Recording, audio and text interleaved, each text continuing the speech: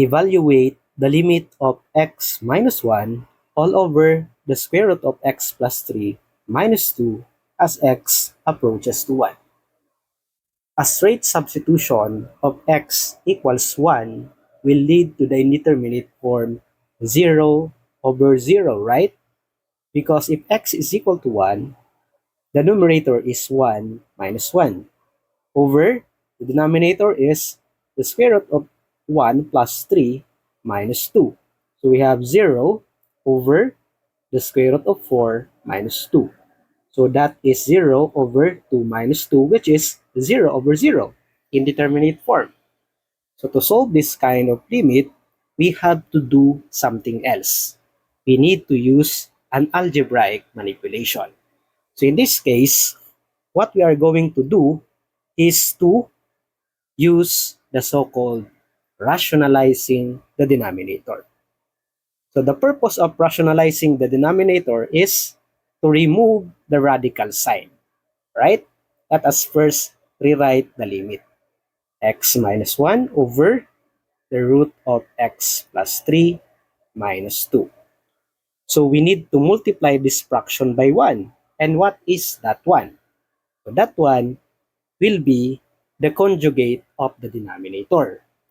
When we say conjugate, that is just the opposite. So if you have the root of x plus 3 here, minus 2, its conjugate is the root of x plus 3 plus 2 over the root of x plus 3 plus 2. Okay? Now, let us multiply the fractions. We have the limit of x minus 1 times the root of x plus 3 plus 2 all over the root of x plus 3 minus 2 times the root of x plus 3 plus 2 as x approaches to 1. Now, we need to simplify this fraction. So what we can do is just copy the numerator, x minus 1 times the root of x plus 3 plus 2. As x approaches to 1, so how about the denominator? The denominator is the product of the sum and difference, right?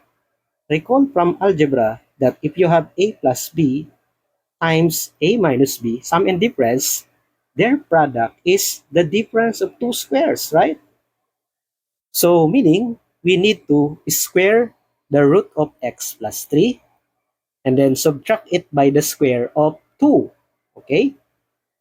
Now, we have the limit of x minus 1 times the root of x plus 3 plus 2 all over, we have the square of the root of x plus 3. If you have the square of a, then raise it to 2.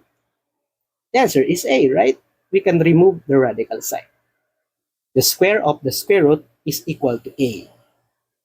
For example, if you have 4 square, what is 4 square? 16, right? And what is the square root of 16? The square root of 16 is 4, right?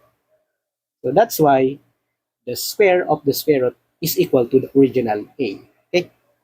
Now we have x plus 3. We can remove the radical sign. Then minus 2 square, which is 4, as x approaches to 1. Now let us simplify. We have the limit of x minus 1 times the root of x plus 3 plus 2 all over x plus or x minus. So 3 minus 4, that is x minus 1.